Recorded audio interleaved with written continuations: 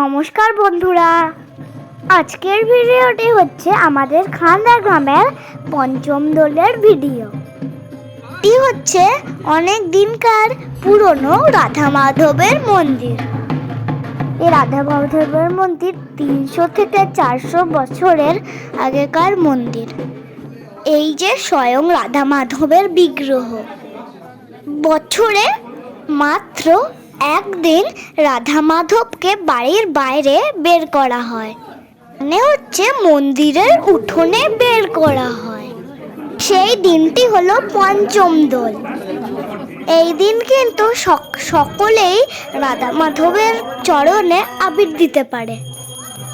আর এই দিনটাতে গ্রামের সকল মানুষই নিরামিষ খায়, কারণ রাধা মাধবের চরণে আবির দেওয়ার সুযোগ কেউই ছাড়তে চায় না।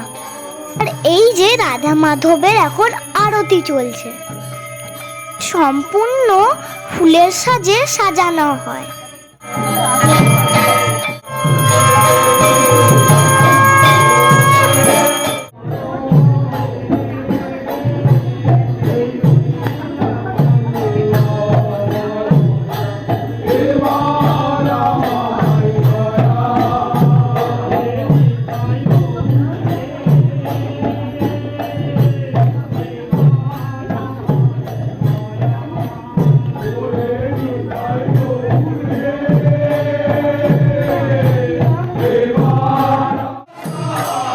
সকলেই বাড়ি থেকে আবির নিয়ে যায়, সেগুলি একটা পাত্রে ঢালা হয়, আর সেই পাত্র থেকে আবির নিয়ে সবাই রাধা মাধবের চরণে দেয়। তাই রাধা মাধবের পায়ে আবির দেওয়ার সুযোগ আমিও হাতছাড়া করিনি।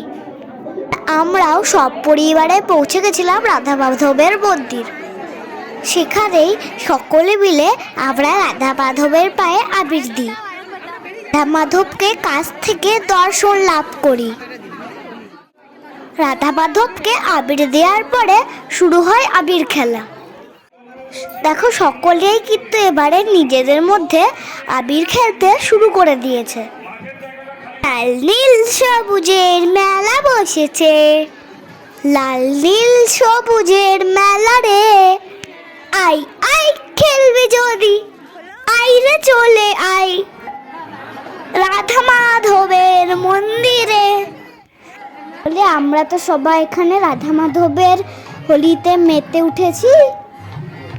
ভগবানের রঙই হলো শ্রেষ্ঠ রং। এই রং মুছলেও যায় না, ধুলেও ধয় না।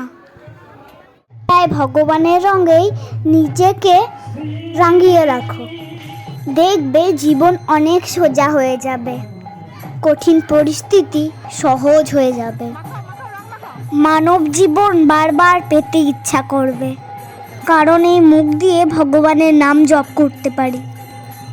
তো এবারে রাধা মাধবের মন্দিরে নাম সংকীর্তন শুরু হলো, তো সকলেই শুনতে থাকো। কীর্তন শুনলেও কিন্তু পাপ খণ্ডন হয়।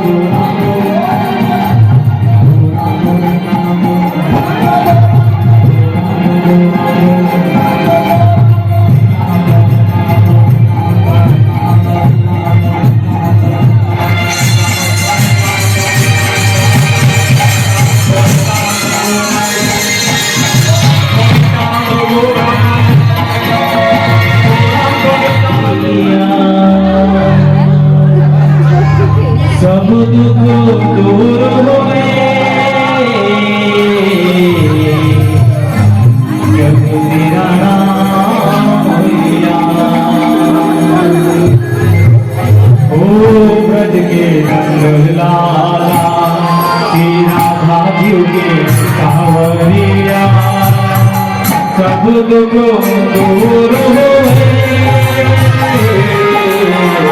जब तेरा